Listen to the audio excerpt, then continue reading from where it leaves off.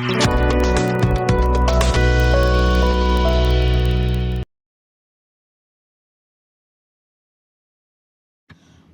penyekran ya ubah ALH ubah de MLA jangka pentor umkra constituency hagbaya de berke MP election ke bashteng samoy na thu bahadu khandai mut kiladan Kyrtong ulu ongru bekidang jiat na kebenta ke MP by election khandai mut wan pha Kyrtong shadu Delhi kadang jet yaudu kandidat bernyata nak kementar kanega MP by election.